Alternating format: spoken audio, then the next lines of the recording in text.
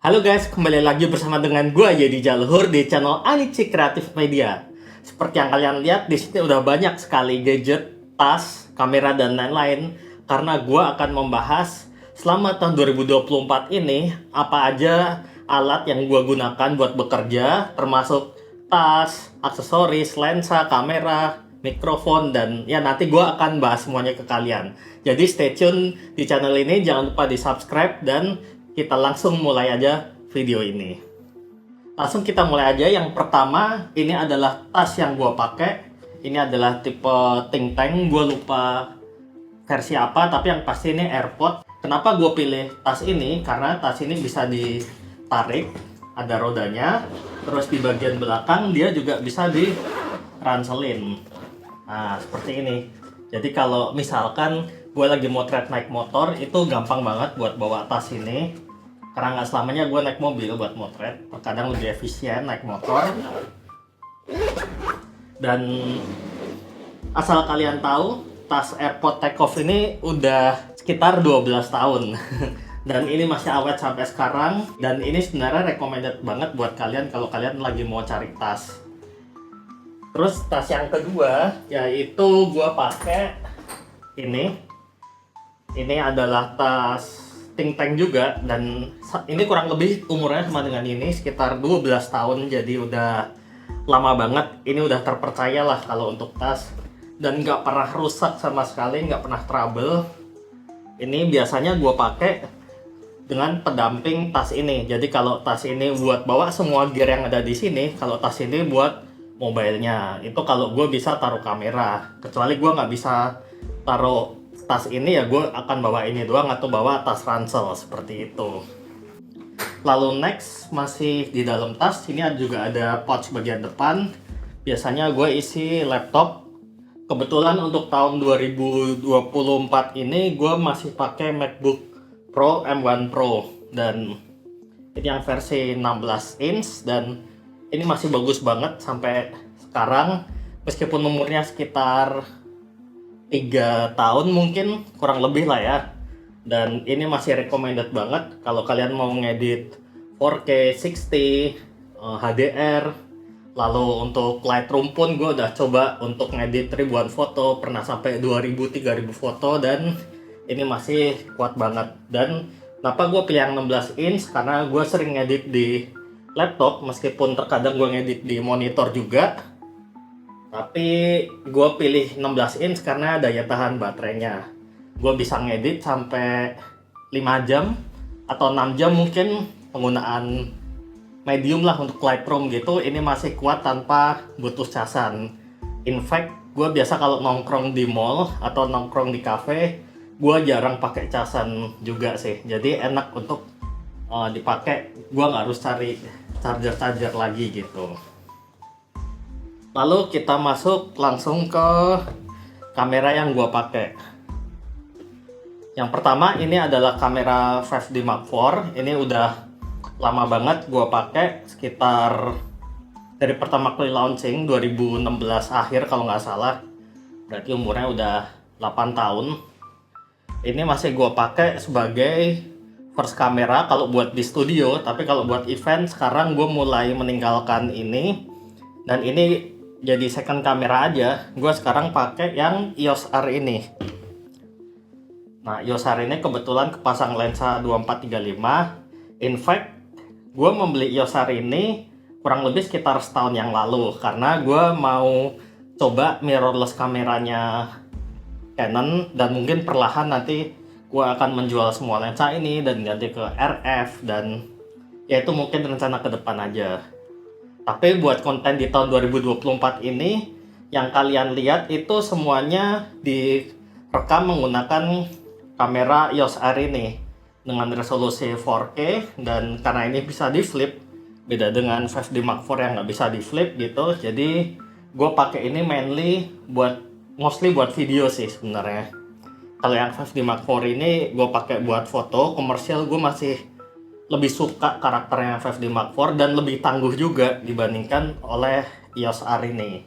Terus karena ini udah kepasang lensanya, jadi gue bahas kalian. Ini adalah lensa Sigma 2435 f2. Ini lensa yang sering banget gue pakai karena f2 dan kemampuannya di low light menurut gue ini bagus banget. Lalu ini adalah lensa 50 RF. Ini gue beli karena ukuran yang compact, kecil, f1.8.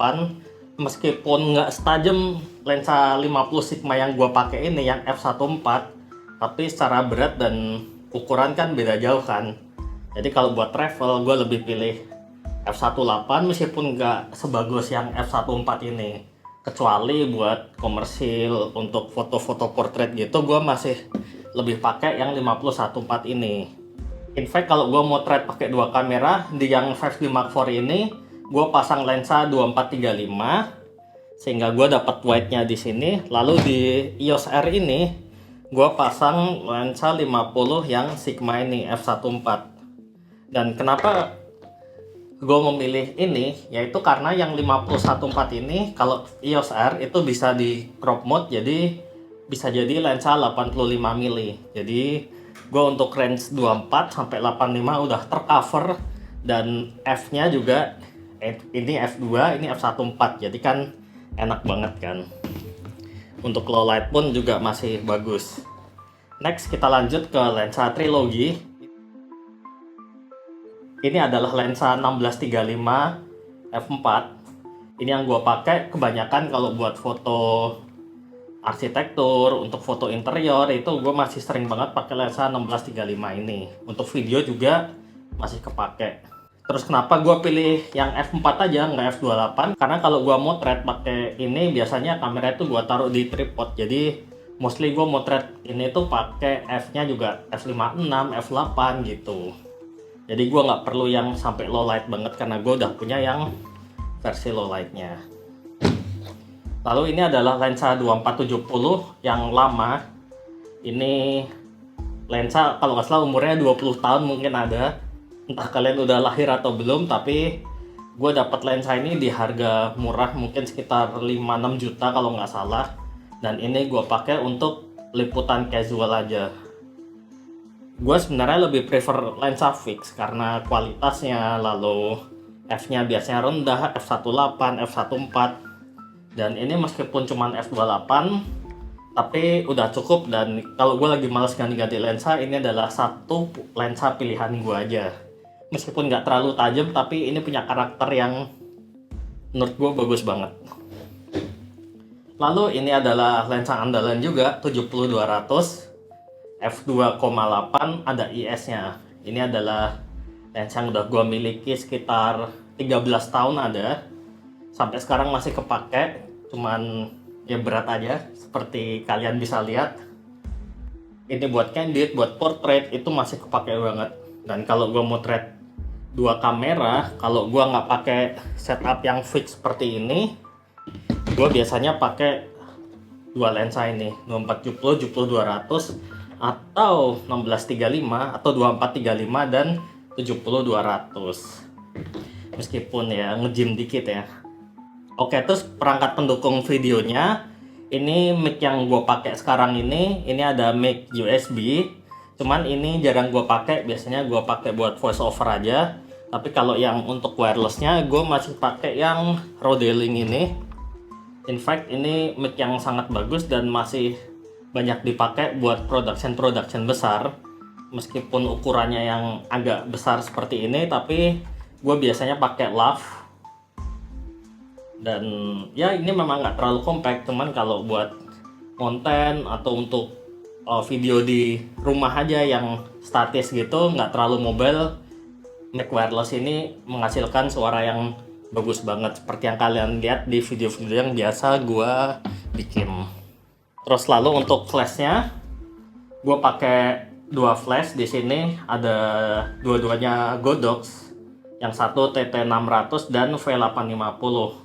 Ini adalah flash, bisa dibilang flash baru gue, dan gue pilih flash yang V850 ini, tapi ini bukan TTL.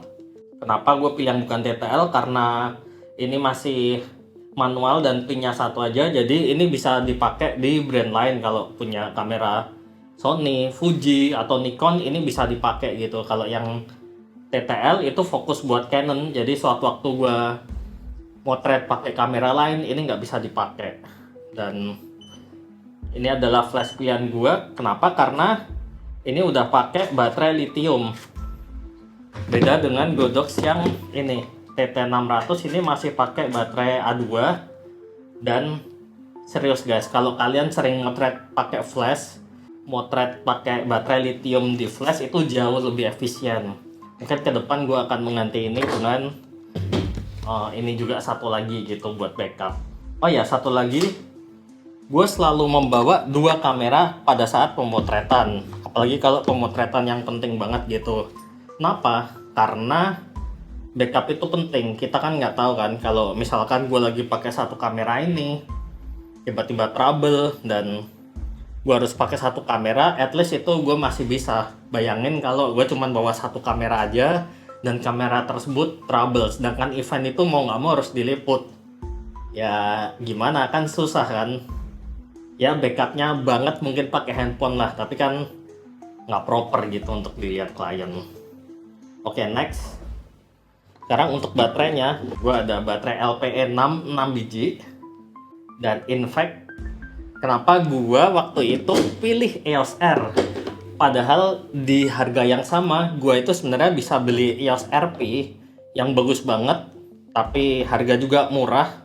Mungkin hampir setengahnya ini, atau ya 2/5, 3/5-nya EOS R lah. Tapi gue nggak pilih itu, dan pilih EOS R8 itu juga sebenarnya gue mau beli tapi gue nggak jadi beli. Penyebabnya hanyalah baterai LPE6 ini. Dan sejak dari dulu gue pakai Canon 7D, 6D, 5D itu gue udah ngumpulin banyak sekali baterai LPE6. Dan kalian tahu ini baterai kan harganya barunya aja 1 juta kan. Nah untuk itulah kenapa gue pilih EOS R ini, karena sebenarnya cuma karena dia pakai baterai LPE6 aja. Udah gitu doang sih, simple, tapi buat gue yang memang kerja di bidang fotografi itu penting banget menjadi pertimbangan gue.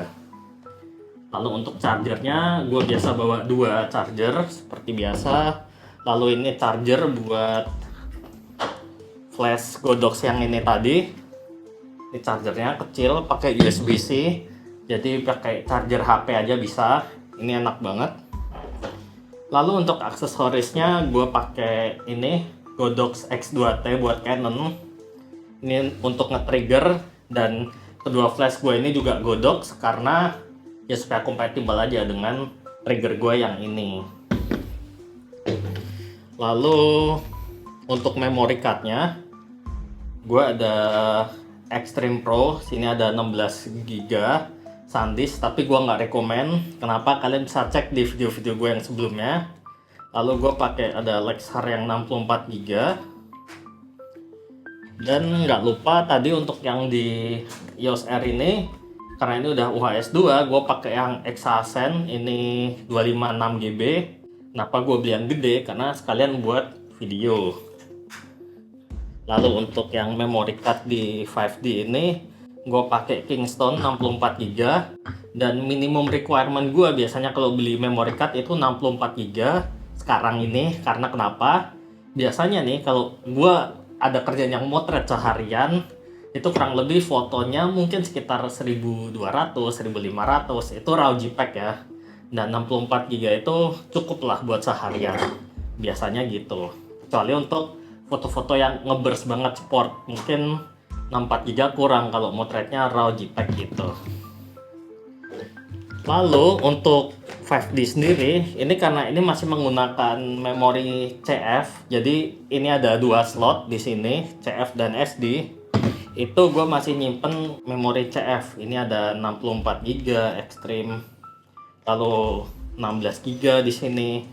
Ya ini memori udah jadul banget, zaman jebot, tapi ya at least itu masih work di 5D Mark IV ini. Meskipun gue nggak rekomen kalian beli memori card CF ini sih, karena udah outdated aja. Ini aksesoris, ini untuk POV, jadi ini bisa untuk handphone, jadi untuk taruh handphone di sini. Dan ini biasa ada kakinya di sini, bisa buat taruh atas kamera. Lalu kaki bebek ini buat flash, ya bisa berdiri aja sebenarnya, atau bisa ditaruh di light stand. Dan ini adalah prisma estetik kalian bisa cek gimana cara menggunakan Prisma ini di video Reels yang gue upload di Instagram gue.